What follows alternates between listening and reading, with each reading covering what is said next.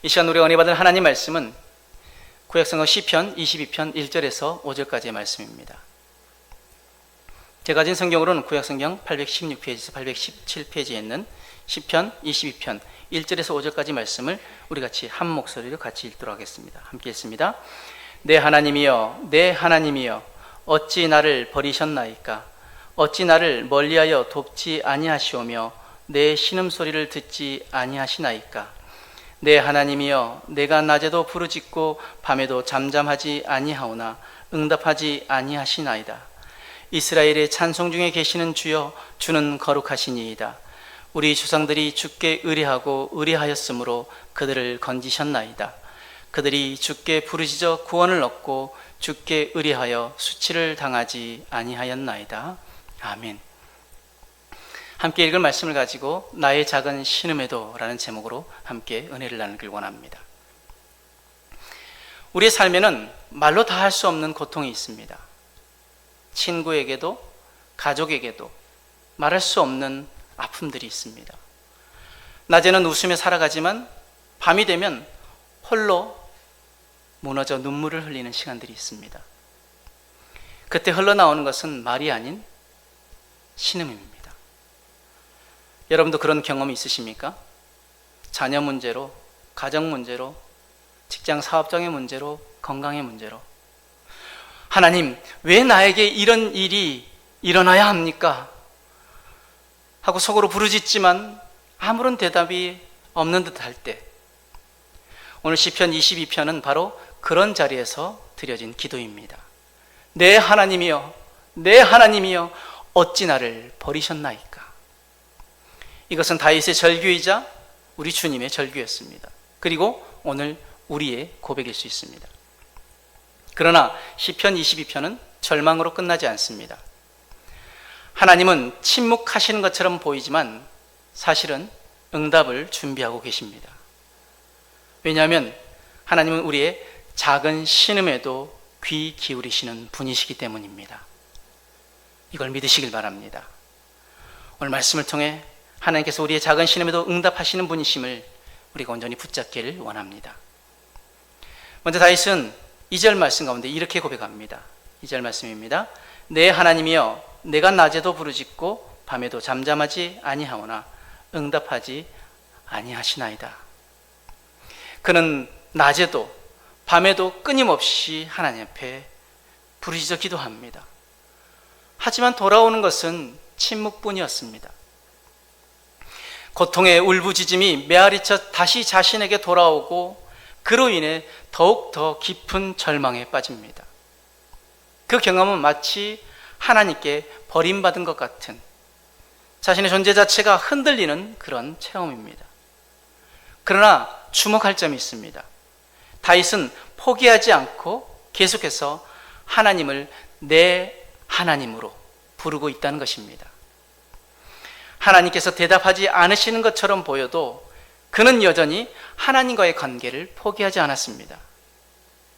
상황은 버림받은 것 같아도, 기도할 때 즉각적인 응답이 없더라도 여전히 내 하나님이라고 부르는 것, 그 하나님과의 관계를 끝까지 놓지 않는 것, 이것이 바로 믿음의 본질입니다. 그러므로 기도의 자리에서 끝까지 하나님을 붙드시길 바랍니다. 우리의 감정은 변해도 우리 하나님은 변치 않으심으로 기도의 끈을 놓지 않는 것이 바로 믿음의 길입니다. 때론 우리의 현실이 다윗과 같을 수 있습니다. 하나님은 침묵하시고 고통은 계속되고 우리는 점점 더 무너져가는 것 같습니다. 그러나 기억하시길 바랍니다. 하나님의 침묵은 그분의 부재가 아니라 더 깊은 응답을 준비하시는 시간일 수 있다는 것을, 예수님께서도 겟세마네 동산에서 내 아버지여, 할 수 있거든 이 잔을 내게서 지나가게 하시옵소서, 그렇게 기도하셨을 때 하늘은 침묵했습니다. 그러나 그 침묵은 십자가와 부활이라는 더 큰 응답을 준비하신 것입니다. 우리도 십자가 뒤에 오는 부활의 영광을 바라보며 지금 우리에게 닥쳐온 고난을 이겨내길 원합니다. 삶의 고난 속에서도 하나님을 향한 신뢰를 놓지 마시길 바랍니다. 경제적인 어려움, 건강의 문제, 인간관계의 상처 등 삶의 모든 문제들 속에서도 하나님은 침묵하실 때가 있습니다. 그러나 그 침묵은 버림이 아니라 준비로 이해하며 더 깊은 응답을 기다리는 그런 훈련을 해야 합니다. 우리가 그렇게 그 기다리는 그 시간이 때로는 너무나 지치고 모든 것을 포기하고 싶은 그 마음이 들 때도 있지만, 그러나 기억하십시오. 하나님은 여전히 우리의 작은 신임에도 응답하시고 하나님의 때 하나님의 방법을 준비하시는 분이십니다. 다윗은 응답받지 못하고 있었지만 이렇게 고백합니다. 3절 말씀입니다. 이스라엘의 찬송 중에 계시는 주여, 주는 거룩하시니이다. 지금 응답이 없는데도 그는 하나님을 거룩하시다라고 선포하고 있습니다. 상황은 여전히 어둡지만 그는 찬양을 멈추지 않습니다. 찬양은 현실을 무시하는 것이 아니라 현실보다 더 크신 하나님을 바라보게 하는 믿음의 고백이 되어집니다. 여러분, 하나님은 찬양 가운데 임재하십니다. 고통 중에서도 찬양할 수 있다는 것은 믿음의 놀라운 표현입니다. 찬양은 우리의 환경을 즉시 바꾸지는 못할 수 있습니다. 그러나 찬양은 우리의 마음을 바꾸고 시선을 하나님께로 향하게 만듭니다. 그로 인해 내 마음과 영혼은 즉시 새 힘을 얻게 되어집니다. 우리가 잘 알고 있는 사도행전 16장에 있는 바울과 실라가 그들이 복음을 전하다가 감옥에 갇혔습니다. 감옥에 갇힌 것도 억울한데 매를 맞고 착고에 채워졌습니다. 자, 이쯤 되면 지금 내가 주님 맡기신 그 사명 위해서 열심히 일했는데 나에게 돌아오는 것은 억울한 일들, 그리고 도무지 이해 안 되는 상황들이 닥쳐질 수 있습니다. 그러면 거기에서 무엇이 터져 나와야 합니까? 원망과 불평이 터져 나와야 합니다. 왜? 아니, 하나님, 내가 열심히 주의 일을 하고 있지 않았습니까? 그렇다면 복을 주시지 못할 망정, 이건 무엇입니까? 라고 원망할 수 있습니다. 불평할 수 있습니다. 한탄할 수 있습니다. 그러나 그들이 한 것은 무엇이었습니까? 그들은 한밤중에 하나님께 기도하고 찬송했습니다. 그때 어떤 일들이 일어납니까? 옥터가 흔들리고 옥문이 열리고 착고가 풀리는 기적이 일어났습니다. 찬양은 단순한 노래가 아니라 하나님의 응답을 끌어오는 믿음의 통로입니다. 고난 중에, 고통 중에 찬양한다는 것은 우리의 믿음이 성숙을 이뤄가고 있다는 증거입니다. 환경보다 하나님을 바라보기 위해 삶의 자리에서 끊임없이 하나님을 찬양하길 바랍니다. 예배 시간뿐만 아니라 가정에서나 직장에서 찬양의 입술을 여시길 바랍니다. 그 찬양을 입술에 담으시길 바랍니다. 아침 출근길에 힘든 업무 중에 마음이 눌릴 때 작은 소리로라도 하나님을 찬양하면 그 주님의 임재를 경험할 수 있습니다. 고난 속에서도 원망 대신 감사와 찬양을 선택해 보시길 바랍니다. 찬양은 낙심을 이기게 하고 기적을 경험하게 합니다. 다윗은 이어 고백합니다. 4절과 5절 말씀. 우리 조상들이 주께 의뢰하고 의뢰하였으므로 그들을 건지셨나이다. 그들이 주께 부르짖어 구원을 얻고 주께 의뢰하여 수치를 당하지 아니하였나이다. 아멘. 우리 믿음의 선배들, 그 신앙의 선배들은 신음하는 자리에서 하나님을 붙잡았습니다.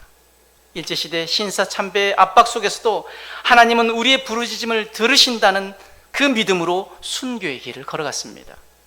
그 믿음의 유산이 오늘 이 땅에 한국교회를 세웠습니다. 우리의 가정도 교회도 과거의 은혜를 기억하며 오늘의 믿음을 붙잡아야 합니다. 다윗은 그 과거를 돌아보면서 조상들이 하나님께 부르짖었을 때 하나님은 그들을 외면하지 않으셨다는 것을 깨달았습니다. 그렇기에 그 하나님 앞에 고백하는 것이죠. 하나님, 우리 조상들이 주님을 의지하고 의뢰하였으므로 그들을 건지신 것을 믿습니다. 그들이 주님께 부르짖어 그들이 구원을 얻었고 주님을 의뢰하였기 때문에 수치를 당하지 않았던 것을 믿습니다. 이것을 믿기에 하나님, 나는 그 하나님을 붙잡습니다. 그 하나님을 온전히 신뢰하고 그 하나님께 나의 모든 삶을 의뢰합니다. 나의 모든 문제들을 맡깁니다. 이것이 바로 다윗의 고백이었습니다. 신앙이 흔들릴 때 우리는 기억해야 합니다. 하나님이 과거에 어떻게 역사하셨는지. 이스라엘 백성은 출애굽 사건을 늘 기억했습니다. 그 기억이 광야의 삶을 버티게 했습니다. 오늘 우리도 마찬가지입니다. 하나님께서 내 삶에 베푸신 은혜를 기억하시길 바랍니다. 병상에서 일으켜 주셨던 그 순간, 사방의 길이 막힌 듯한데 그 길을 열어주셨던 놀라운 기적들, 아무도 모르는 눈물로 기도하고 있을 때 찾아오셔서 나를 위로해 주셨던 그 경험들, 그 기억이 오늘을 살아가는, 또 오늘을 지탱하는 믿음의 토대가 되어집니다. 잊지 마시길 바랍니다. 우리 주님은 어제도 오늘도 내일도 동일하신 분이십니다. 히브리서 13장 8절 말씀, 예수 그리스도는 어제나 오늘이나 영원토록 동일하시니라. 아멘. 어제나 오늘이나 내일도 동일하신 그 주님이 여전히 우리의 작은 신임에도 응답하시고 귀 기울이시고 우리의 아픔을 외면치 않으시고 지금도 듣고 계시고 지금도 일하고 계신다는 것을 믿으시기 바랍니다. 사랑하는 여러분, 예수님께서도 십자가에서 시편 22편의 말씀을 인용하셨습니다. 엘리 엘리 라마 사박다니, 나의 하나님 어찌하여 나를 버리셨나이까. 그 외침은 버림받은 절규처럼 들렸지만 결국 부활로 응답되었고 구속의 완성을 이루셨습니다. 하나님 우리의 작은 신음도 잊지 않으시는 분이십니다. 우리가 말하지 못하고 속으로 토해내는 눈물의 기도도 결코 흘려보내지 않으십니다. 그렇기에 오늘도 주님 앞에 나아가 그 주님을 내 하나님으로 부르시길 바랍니다. 그분은 지금도 듣고 계십니다. 침묵 같을지라도 그 침묵 속에 하나님의 응답이 준비되고 있습니다. 작은 신임에도 응답하시는 그 하나님을 신뢰하시길 바랍니다. 그리고 그 하나님께 모든 마음을 맡기시길 바랍니다. 모든 문제를 맡기시길 바랍니다. 다시 한번 기억하십시오. 하나님은 나의 작은 신임에도 응답하시는 분이십니다. 그러므로 오늘 이 말씀을 통해 우리가 함께 붙잡아야 할 믿음의 결단은 다음과 같습니다. 첫 번째, 고통 가운데도 하나님을 내 하나님이라 부르겠습니다. 그 부름이 하나님과의 관계를 회복시키시고 하나님의 손길을 다시 보게 할 것입니다. 하나님이 여전히 우리 모두의 부름에 응답하시는 분이십니다. 당신의 백성에 응답하시는 분이심을 믿으시길 바랍니다. 두 번째, 이해할 수 없는 상황 가운데서도 하나님의 거룩하심을 인정하고 찬양하겠습니다. 찬양은 하나님의 임재를 경험하는 문입니다. 찬양이 끝나지 않는 한 절망은 결코 우리를 이길 수 없습니다. 마지막으로 과거에 응답하신 하나님을 기억하고 신뢰하겠습니다. 그분은 어제도 응답하셨고 오늘도 우리를 기억하십니다. 과거의 응답은 현재의 믿음을 견고하게 합니다. 매일의 삶 속에서 하나님께 받은 은혜를 되새기며 감사와 믿음의 길을 걸어가야 할 줄 믿습니다. 사랑하는 여러분, 하나님은 우리의 작은 신음도 잊지 않으십니다. 말로 다 할 수 없는 눈물의 기도도 결코 헛되지 않습니다. 그러므로 오늘도 그 하나님 앞에 나아가 하나님을 내 하나님으로 부르시길 바랍니다. 응답이 없는 침묵 같을지라도 그 침묵 속에 하나님의 응답이 준비되고 있습니다.